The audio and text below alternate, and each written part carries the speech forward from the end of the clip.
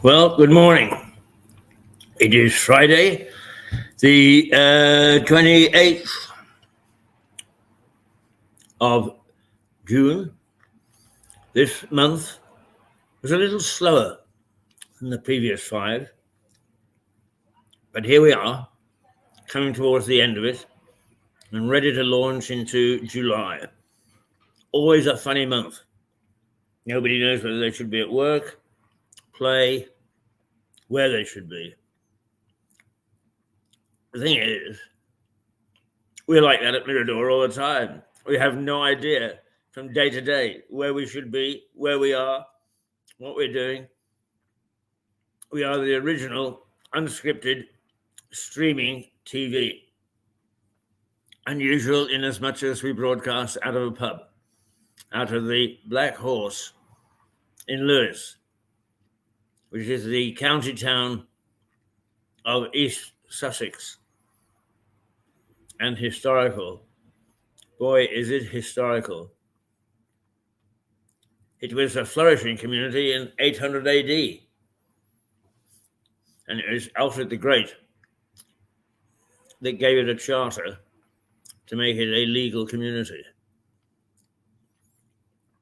That's a long time to be around. I, despite my looks, haven't been here for the whole of the 800 years. But it was identified as a key site for the invading Normans. They took an old Saxon castle, built sturdy walls, forming a Norman castle. William the Conqueror gave the castle, the area, the governance to one of his henchmen, William de Varenne, who undoubtedly was a nasty piece of work, but nonetheless took the whole thing by the throat and forced it into one of the most successful and prosperous areas in England. We keep wanting to say the United Kingdom because it wasn't the United Kingdom then. Wales was having its own history, and so was Scotland, and so was, for that matter, the Irish. But that's where we stood in 800 AD, 1066.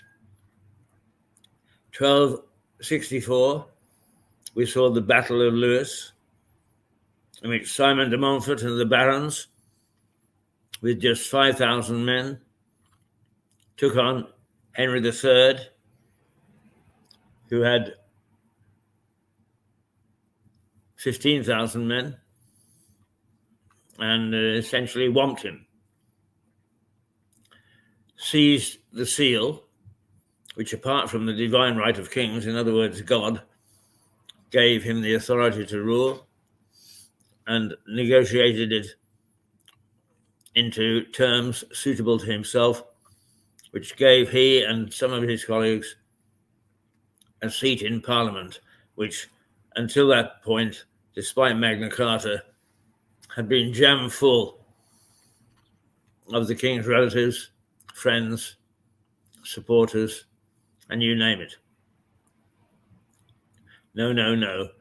Somebody's going to say, sounds like today.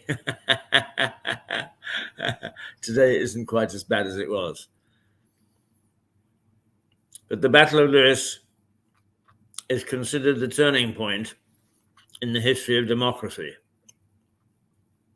these were the first stirrings of a real democracy, a democracy in which not just the king and the king's men and the king's family ruled by divine right. And later, in the late 1700s,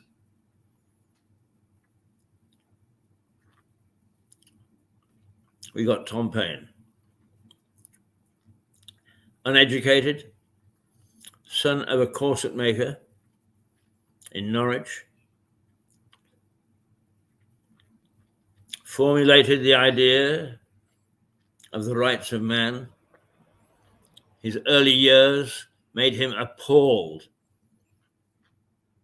at the authority vested in just a few key officials and individuals, like squires.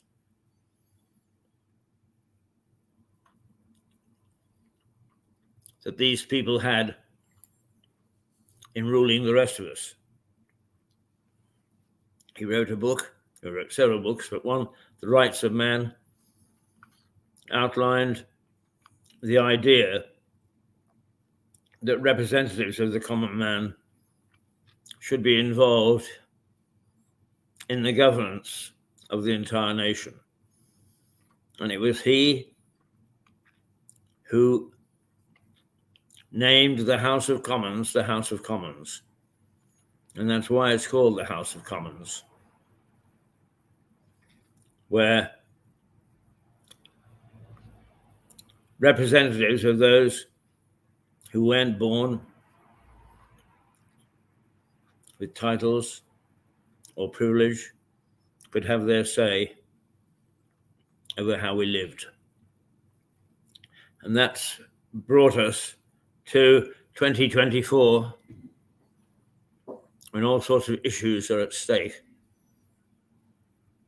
in an election that is not designed to remove the king from the throne, is not designed to break the power of the divine right of kings, but is rather who can, out of the general herd, best govern us. It's done through a somewhat complicated system of political parties, individuals, appointments, a three-tier governance system. And that's what we're going to decide on American Independence Day, believe it or not, July the 4th. And later on this morning, our representative, the representative of the Battle of Lewis, there are 6 people who wish to be that representative. We've interviewed one. Today, we have got another, a well-known political face in Lewis, James MacCleary, former council leader, represents the Liberal Democratic Party. And news this morning that supporters to the Lib Dems are on the increase because of all that has happened in terms of the political parties currently in the race. Be interesting to see what he has to say. I, on the other hand, am going to leave after we've spoken to James. And for once, I am not going to join Mirador's Jamboree. The Friday Jamboree is becoming famous, where most of our lead presenters all get together, tease each other, tease the government, tease anybody that they can lay their hands on, and have a good giggle and laugh and gamble, while in fact making points that are pertinent to the situation that prevails in the country at the moment, which is one that is unsettled. I must say that before we go to the front pages of the newspapers, which we will in a moment, I continue to shrivel where our major press keep on talking about extremes, when in fact people on the ground are quite adamant that extremists are not in serious contention in other countries, and that they are not in contention here, despite the fact that Reform, the party that was formed in the shadow of the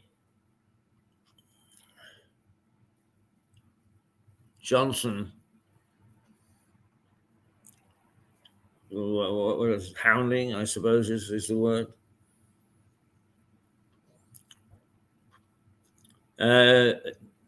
has started to take votes away from the traditional Tory party. So there are lots of things that are happening on the local scene, well, on the national scene, that could affect you and I. And that's why we spend a little bit of time trying to get to the bottom of it so you understand. Because there's no sense in saying, politics, and then a month or two afterwards say, what? They put up taxes. What? They've cut the NHS. What?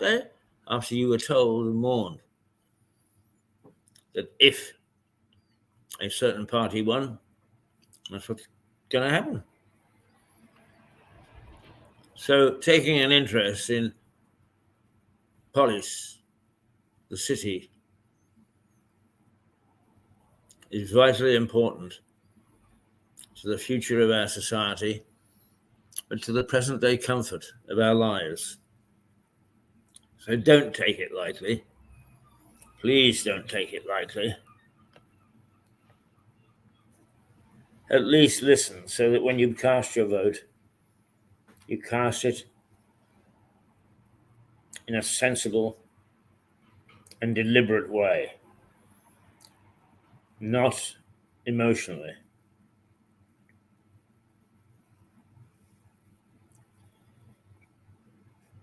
Okay, we had better go to the papers before I do start to get emotional. Stamp my little foot. Oh, I was trying to tell you what I was going to do, why I'd be bailing out at 10 o'clock. Because, as most of you know, who watch regularly, I have Parkinson's disease. I'm cutting my head off. Which over the last few months has hammered me with a vengeance to the point where I can barely walk or stand. Walk, it is doing its best to stop me. Talk, it tries even that. It does. It dries my mouth and my throat to where I'm sometimes having problems articulating. But I'll be damned if it's as long as I can make two words and put sense together. I'll be damned if the Parkinson's is going to stop me talking, even if it can stop me walking. But I am going to go on an adventure. I'm going down to Littlehampton by train, where I'm going to have lunch with Philip Meredith, who will be familiar to you because he regularly pops in and out, and with John Prideaux, with whom some of you will be familiar because you watch his artificial AI program. Fascinating program. Absolutely. But John isn't just going along with, hey, let's set up an app and kind of spend your money and we'll give you something that's inadequate. He is taking AI to piece, bit by bit by bit, and finding out what can be done and what can't be done, and how well it can be done. So there you are. That's the way we are starting this particular day. And I hope that one way or another, I will not fall onto the train tracks, that I will get to Littlehampton, and that I will have a very nice lunch. Of course, there will be lots of chat. Of course, lots of chat. Because all three of us have Mirador at heart, and we discuss ad nauseum how to improve, what we should be doing, where changes can be made, where changes should be made, where changes can afford to be made. So that's what we're all about, really. That's what we're all about.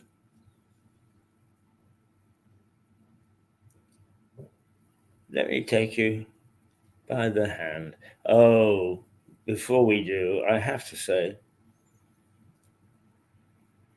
I started to put pen to paper and then got tired and closed my eyes. And the next thing I knew, I woke up in time for bed.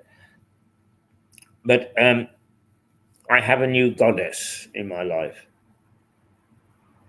A goddess who has gone to the great choral society in the sky. Judith Durham, the female singer of the Seekers, the Australian group that in the 60s took the pop music scene by storm. I, like many of that generation, listened to the Seekers. It's very, very nice. I really enjoyed it. But it didn't register who was who on my psyche. And when I came across the Seekers a couple of months ago, I had to remind myself who the lady was that sang with them, and that she was the only lady, and that was Judith Durham. But since then, I've been looking at her life, what she achieved, and so on.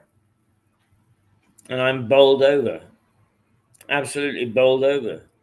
What she didn't do to me when she was alive, she's doing to me now that she's dead. I don't know why. I had this wonderful feeling that somehow we were soulmates. I never met her. I met many, many, many famous entertainers, but I never met her. Didn't know her from Adam. Didn't know much about her. And yet I have this wonderful, wonderful feeling about her. Perhaps it's because she reached the top of her profession despite a very bad disease.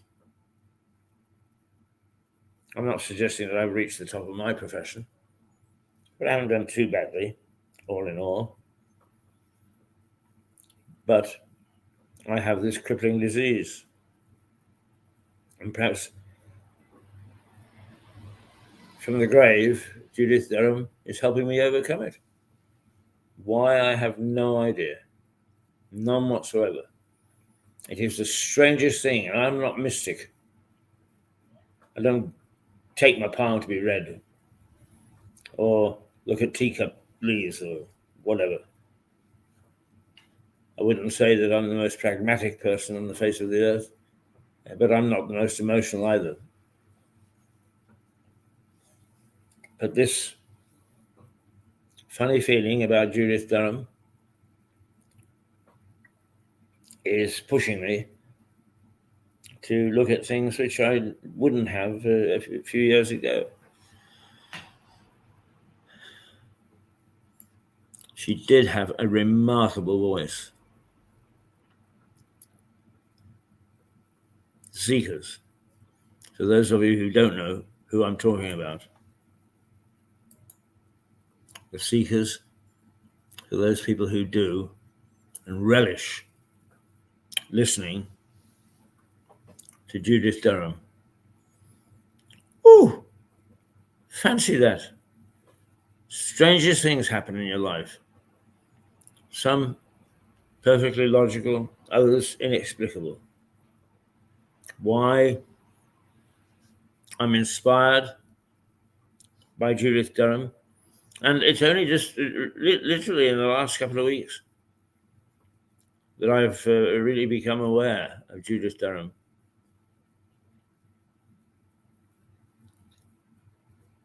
But there we are. That's how one man has been affected by a female entertainer of incredible talent. Incredible talent.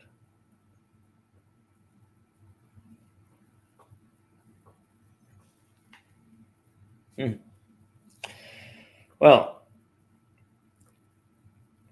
I said we would go to the papers. We will, because you all will want to know what's going on in the world. But let's take a look at the the weather first. It's going to hit 19 degrees today, which is down considerably from Wednesday, but about the same as yesterday. Sunny intervals and a moderate breeze. Yesterday morning, when we reported that as being the weather for the day, it was overcast. It was grey. This morning, there are white, puffy clouds around in an otherwise gorgeously blue sky. Right now, it's standing at 15 degrees, and it's just a moderate breeze.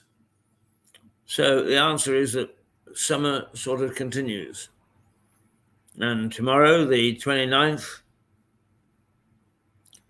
of June, it's going to go back to 21 and virtually no breeze again. And of course, when we say no breeze, we're also talking about no rain. So it's a fine, fine day out there. And it's going to be a fine weekend. Just a little threat of rain, but not a great deal. Fantastic.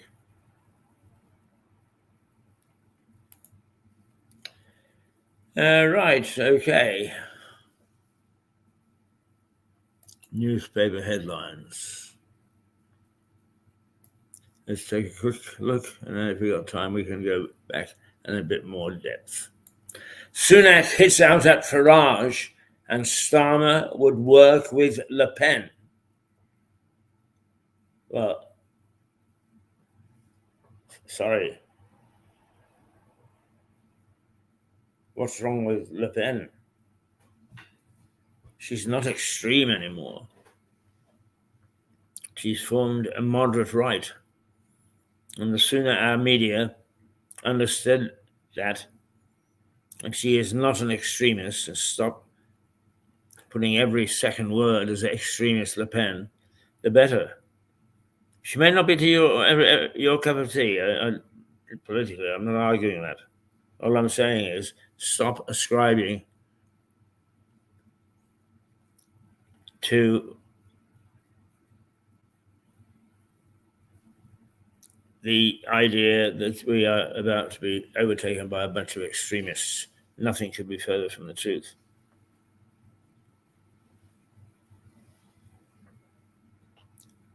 Anyway, Sunak has hit out at Farage, and Starmer would work with Le Pen.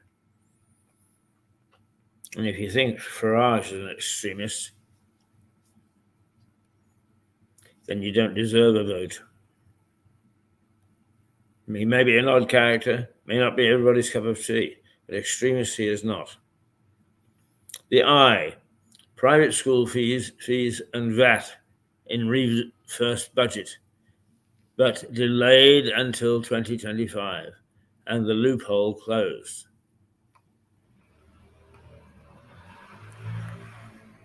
With less than a week to go until polling day, the general election remains a hot topic on the front of most Friday's newspapers. Friday's edition of the I newspaper splashes with a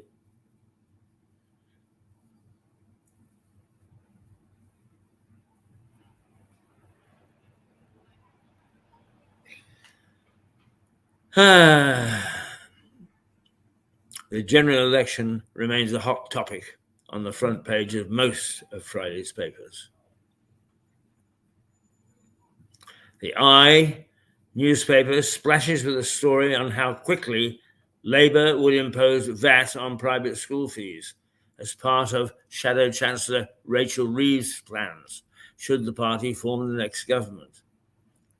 And sticking with the election theme, the paper has an exclusive that Keir Starmer would be pragmatic about working with the leader of France's turbulent support,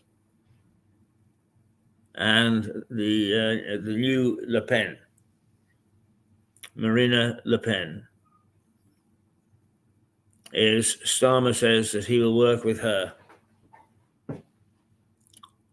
to prevent channel crossings.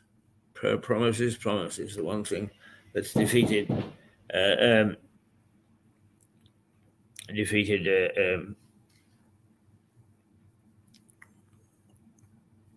just about everybody. Now, I'm going to act as doorman because our colleague Stuart has arrived, and I shall bring him in and settle him in. He needs settling in.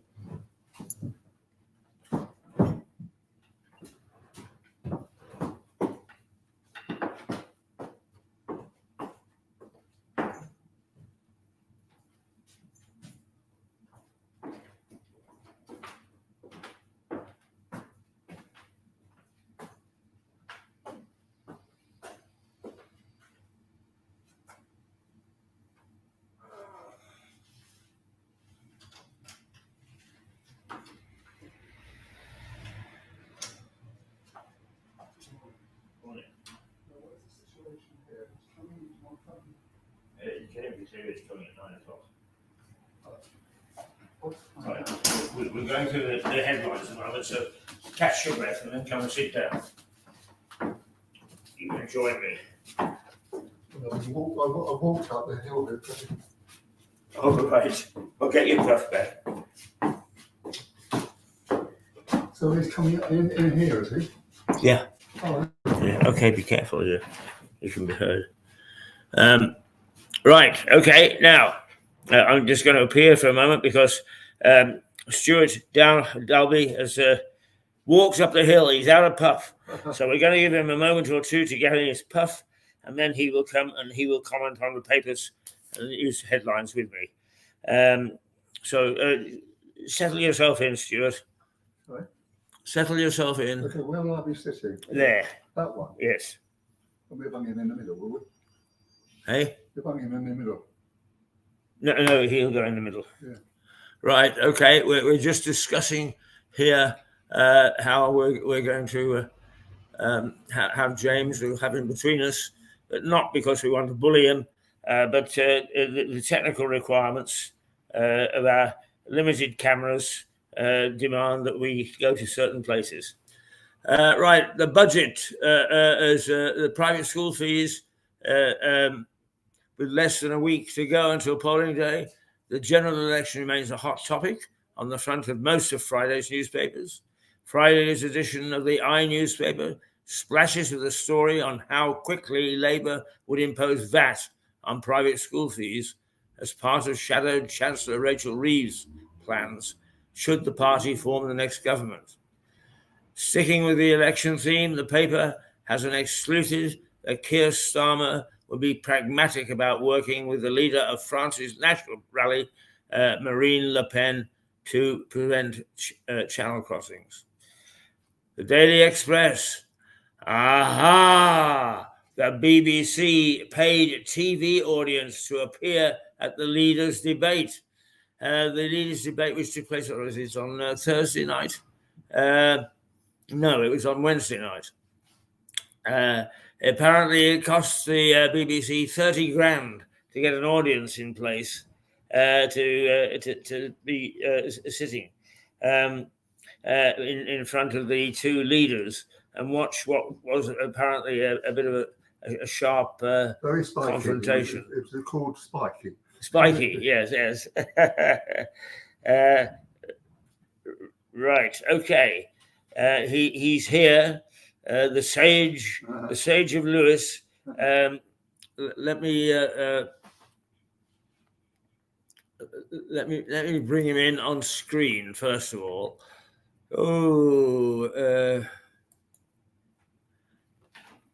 There we go. I'll just do a little bit of adjustment.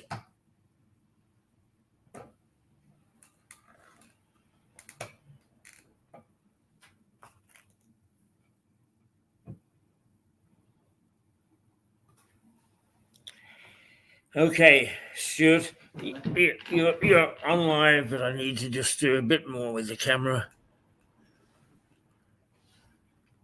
to make sure we get you all in. Oh, there we are, with the famous hat as well. Well done. Now, can you speak up, because the microphone is on this side, and yeah, good. Well, good morning. Good morning. And well, it's rather a nice morning out there. Well, it's nice in the sense that it's not so hot. It's down to 21 now. It was 31 recently. Yes. But it's still blowy.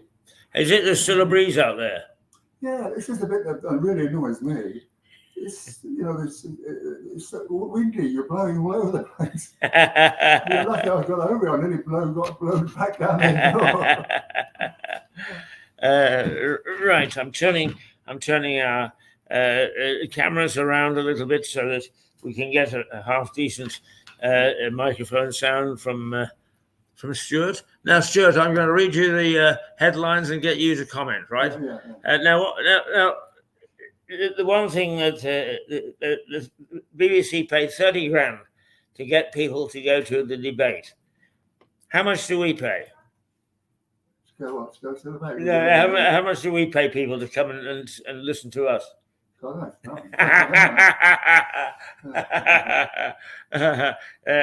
right. You got cost-effective TV with Mirador. Believe me. I really think that the really interesting things was that they were actually fighting it out on particular issues. For example, what we're talking about, refugees, and so forth and so on, and Rishi Sunak says we've got to get them out of the country, right? And it turns out he's going to put them all on aircraft, right? Well, there are 50,000 refugees, 50,000. How many aircraft are you going to want to actually get back up? It's like going up. Rishi Sunak said it's going to the Taliban and say, "Can you take some refugees?" Yeah. Because the other weakness in that is you've got to get them to the airport in the first instance. and apart from that, he said, 50-50. You've got to get rid of them. And Keir Starmer says, well, why don't we actually give them money to actually stay here and we do, don't we? Have a good life. We do actually pay them quite a bit, don't we? Do we? I think so. Yeah, they get all sorts of benefits. Oh, they get on the old benefits. Yeah. That's But I think basically, it's the old thing, if somebody comes in and gets the same deal as you, there's a resentment. Yeah. And I suppose that's why a lot of it is anti-immigrant. But it's how much is all this going to cost us, I suppose. Really. Did they talk about that? Yeah. Yeah. And what was Well, the other thing was this whole thing about Keir Starmer is actually going to impose 2,000 quid on every household. Yes, he's going to do it over 4 years, but that's still, why is he increasing taxes? And then he said that we are using these taxes to actually do well, to give to the nurses and to give to the schools and all the kinds of things, so forth and so on. So he wouldn't stop. He kept saying that he's going to impose more new taxes. Well, one of the things that I've discovered is the present political parties are not particularly clever. I mean, Rishi Sunak has had problems with his backbenchers and so on. But it seems to me that this lady Reeves and Starmer sing two different tunes. They don't sing from the same hymn sheet at all. Why? What do you mean? Tell me something. This is interesting.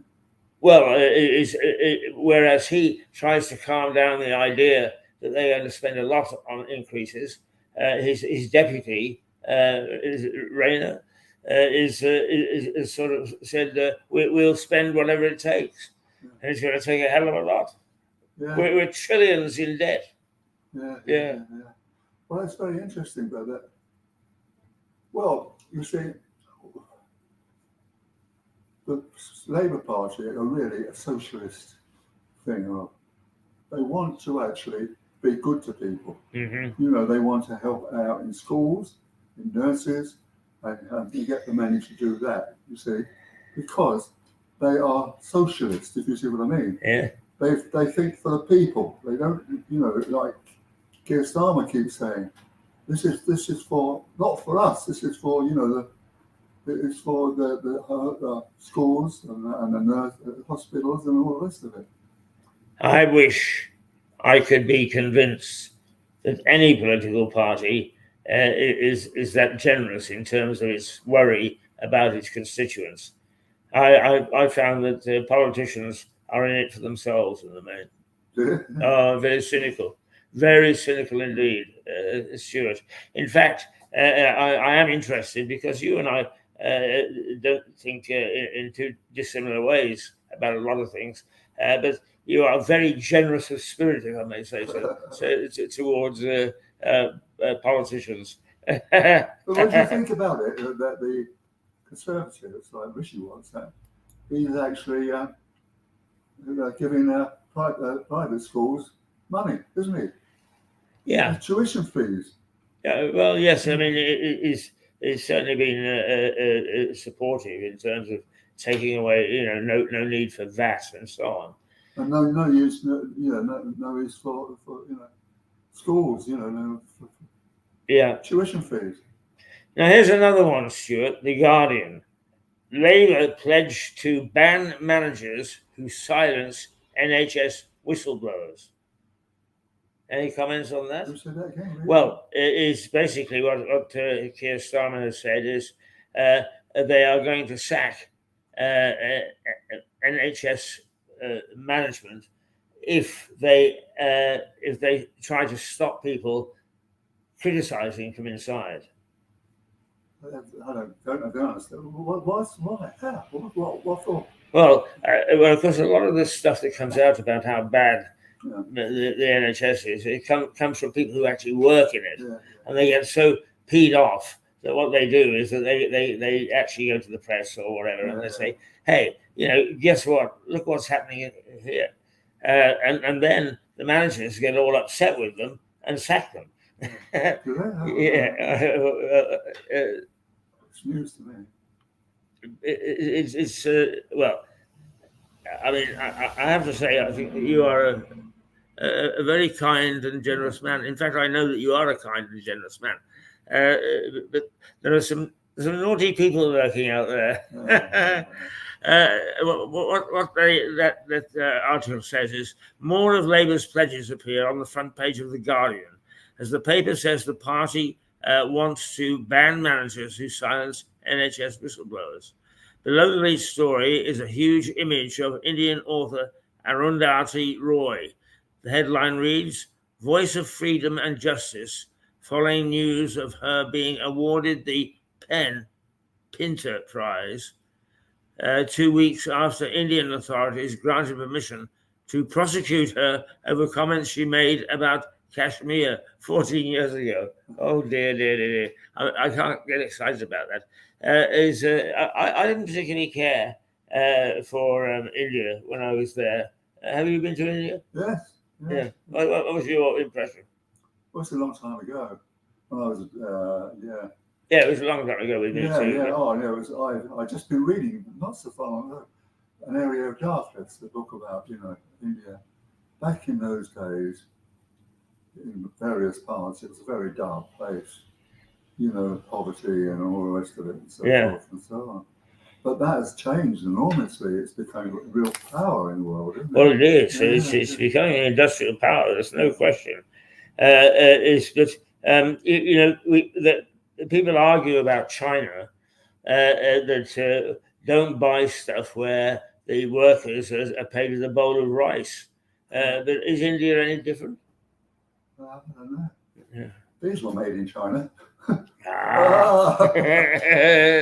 Don't hold them up. Don't hold a rice bowl up to the camera. How much did it cost them to make a pair of these things? Yes. It's the same.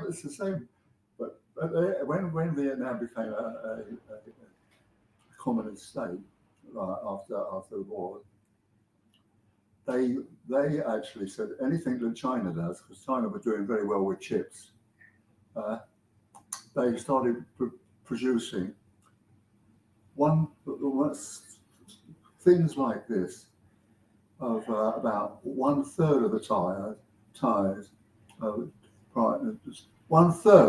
of the how much, which they make in Bangkok. Really? Yeah. Yes. Yeah. My gosh. Yeah, it is cheap, isn't it? Yeah. The metro. Now, it goes off on a tangent. A star of C4 show is found dead next to nurse. TV paramedic, a murder probe.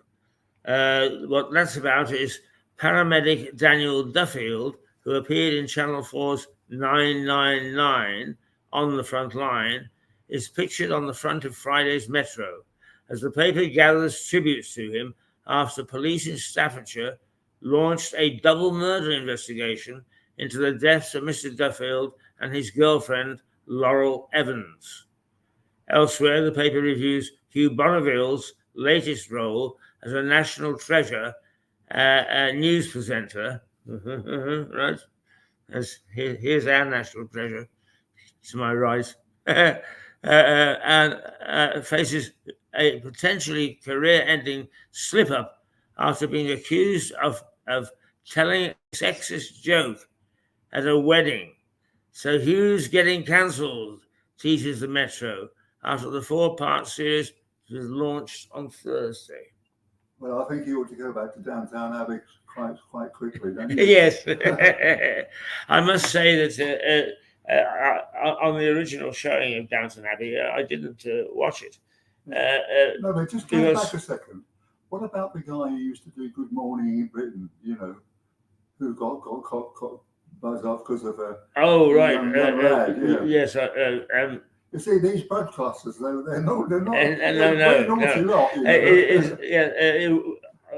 Holly Willoughby's sidekick, and I've forgotten his name now. And it's not because he wasn't famous; it's because you and I suffer from the same thing. Yeah. Memory recall is in about 2 minutes' time. I shall remember it.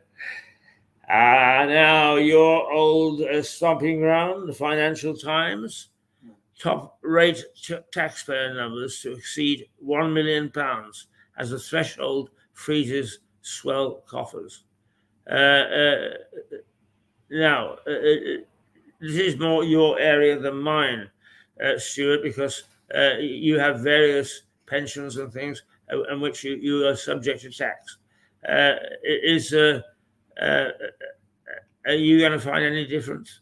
What do you mean? Well, will you be pulled into paying more tax or not? Well, I haven't got £1 million.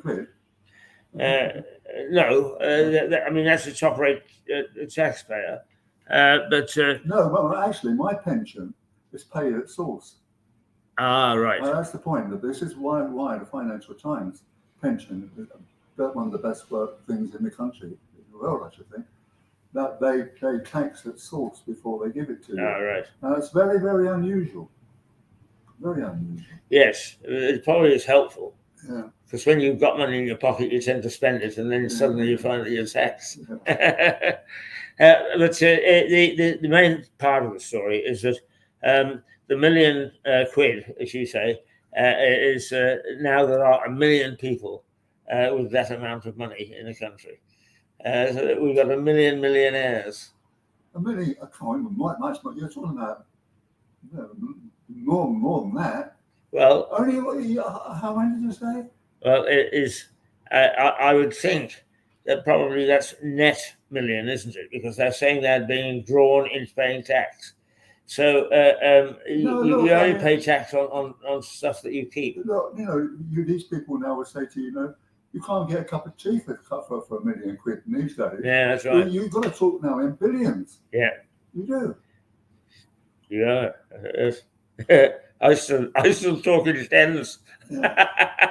This is why the Bransons and the rest of us buzz off to the Cayman Islands with a billion pounds in their what's it? Right, the Daily Telegraph. Farage is a Putin appeaser, says Sunak.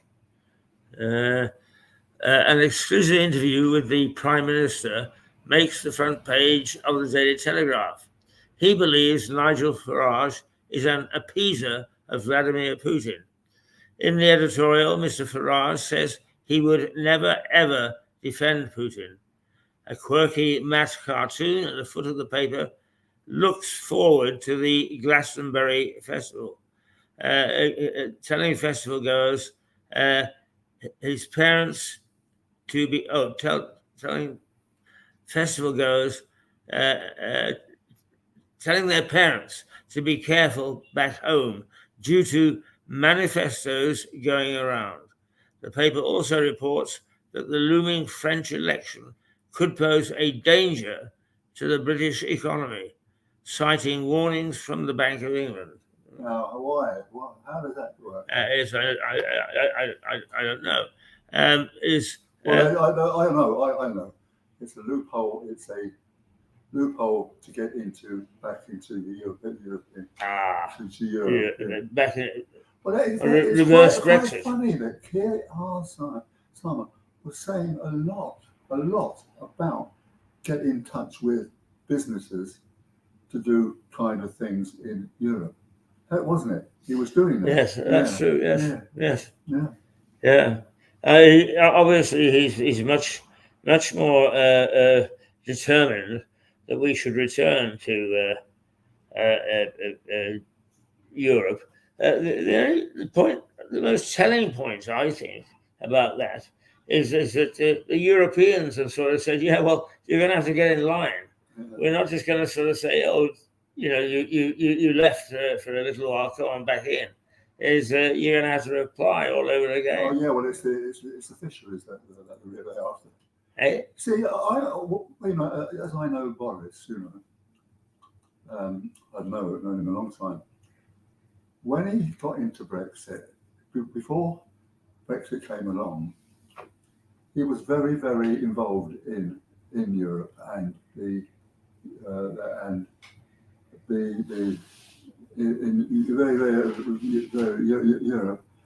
and trade, because it was a market of 300 million people, isn't it? Yes. And then once his father I think it is his father, Stanley, is another chancellor, that bloke. Anyway, he was persuaded that don't stay there, Boris.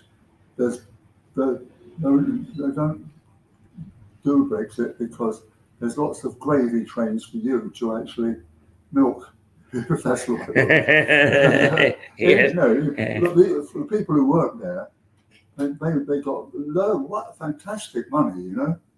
If they got to be one of the bosses, didn't they? Oh yeah. Yeah. But then I suppose one of the things that has upset, I mean, people like the junior doctors, for instance, is you say, "What, is doctor going on strike?" But their point is, look at how many managers in the NHS now, sort of 300,000, 400,000, 500,000 salaries. You know, I mean, no. I tell you what, it was Tony Blair when he said he was going to invest a huge amount of money in their national health, right? And what did he do? He gave all the money to consultants. Yes. Yeah. Right? Yeah. Well, that's right. That's really what's wrecked the National Health Service. Yes.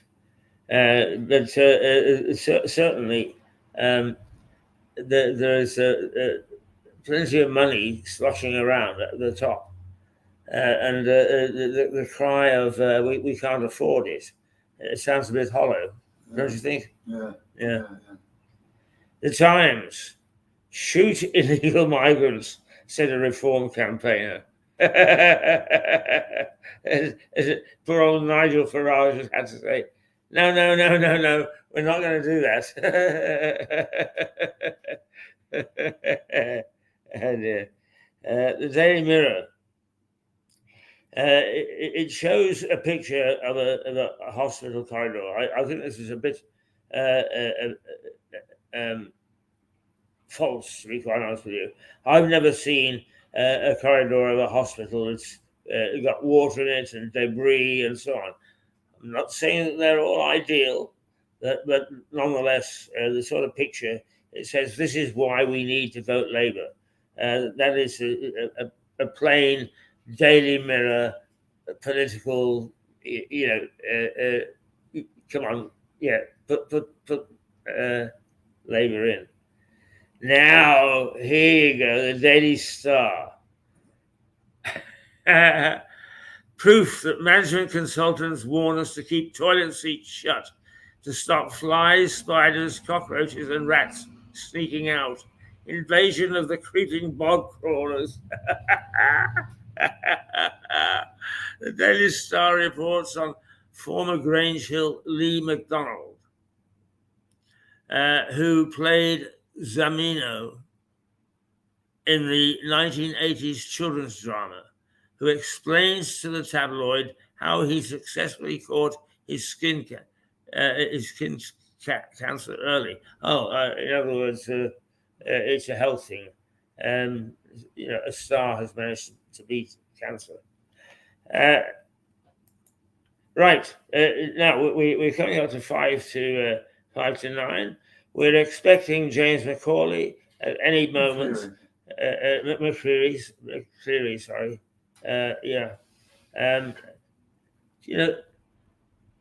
It's because I was talking about a young film star.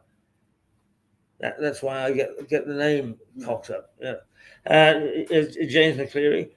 So Stuart and I are going to take 5 minutes so that when he comes, we can get him settled, and then we will be back. We'll be back in about 10 minutes, and we'll have an interview with one of the key candidates for members of Parliament here. Yeah, okay. I'm going to go to the loop. Right. So that's a look at what's going on nationally, and we'll be back to talk about the local situation in just a moment. Well, give us 5 minutes. Toodle pip. Toodle pip.